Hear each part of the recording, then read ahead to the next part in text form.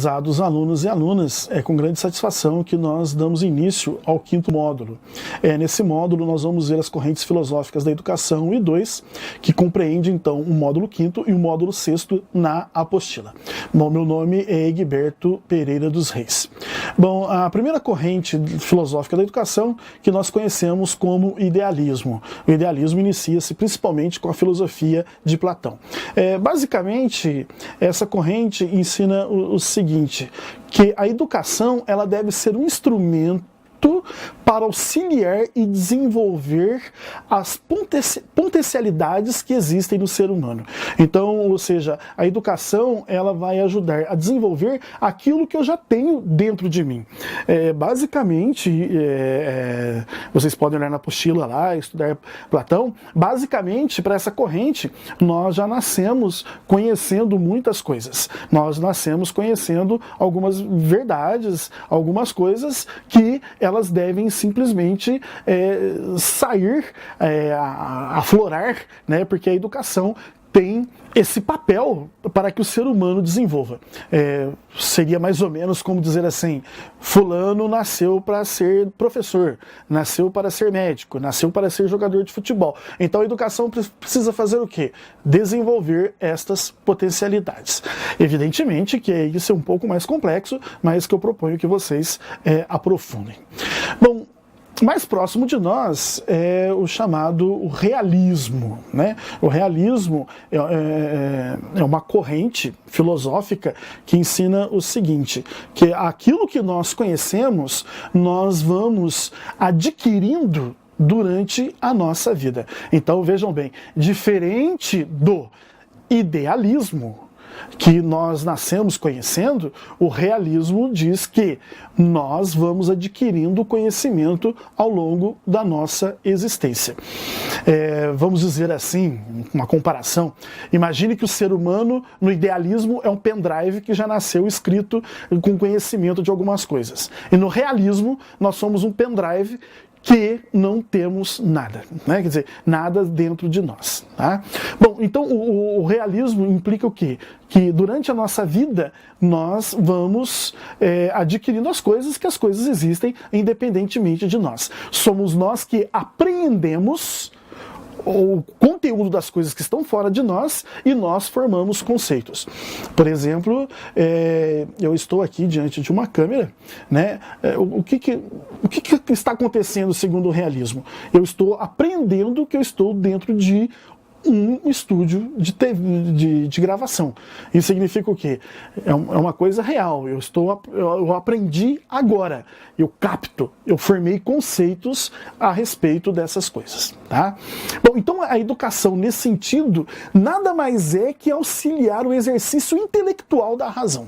Quer dizer, a razão é que deve exercer e conhecer as coisas. Bom, uma outra corrente, que essa corrente às vezes ela é amada e odiada, amada por uns e odiadas por outro, que é o chamado materialismo e que está ligado principalmente ao chamado marxismo. Então Marx ele levanta a questão da educação dentro do Estado capitalista, né? Esse Estado visa uma educação que impõe a sua ideologia à classe trabalhadora. Ou seja, a classe dominante ela impõe, né, vinculada ao Estado, uma ideologia da classe trabalhadora. Que ideologia que pode ser essa? Por exemplo, é uma educação que faça com que as pessoas sejam sempre subalternas, sejam sempre submissas e que não queiram transformações na vida. Então, é uma educação que, na verdade, não liberta as pessoas, mas que escraviza as pessoas. Então, o que Marx propõe é que a educação ela seja capaz que a pessoa veja, perceba o seu estado de exploração, que está sendo explorada, e que reivindique os seus direitos. Bom, evidentemente que isso causa espanto nas pessoas, né? Muitas pessoas não vão querer uma educação que realmente seja crítica, que seja libertadora, que procure entender os seus direitos, inclusive que seja democrática ou dialogal. Não. Então, ele propõe que a educação ela seja libertadora, né? Que a classe trabalhadora ela supere a sua exploração, inclusive que entenda, compreenda a sua exploração.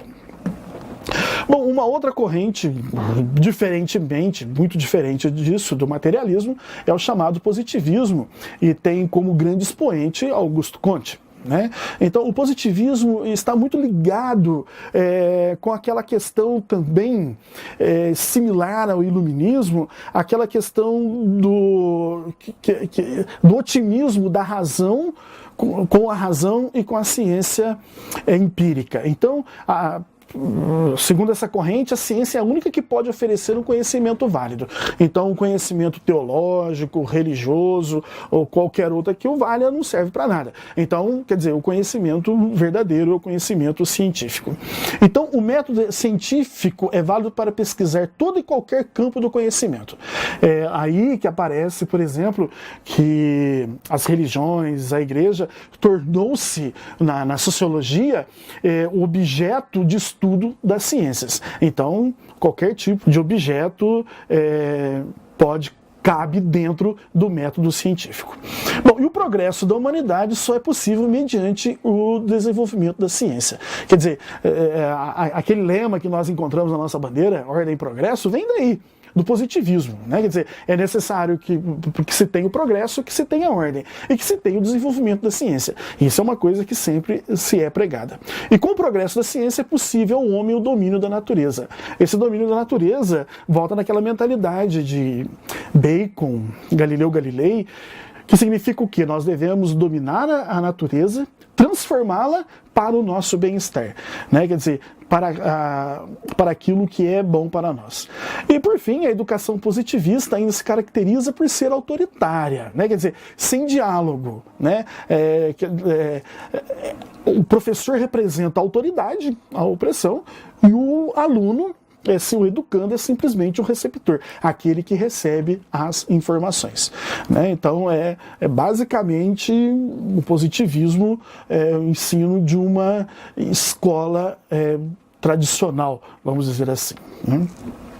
Bom, e o neotomismo, que tem a sua origem em Tomás de Aquino, mas na verdade quem influenciou muito, né, esse pensamento, na verdade Tomás de Aquino ele não funda um sistema educacional. Quem elaborou bem isso foi um filósofo francês, Jacques Maritain, né, que ele influenciou ou trouxe esse pensamento para o Brasil. Então, o neotomismo, ele apropria-se de aspectos epistemológicos e metafísico do realismo naturalista aristotélico e ainda o supernaturalismo do teísmo cristão.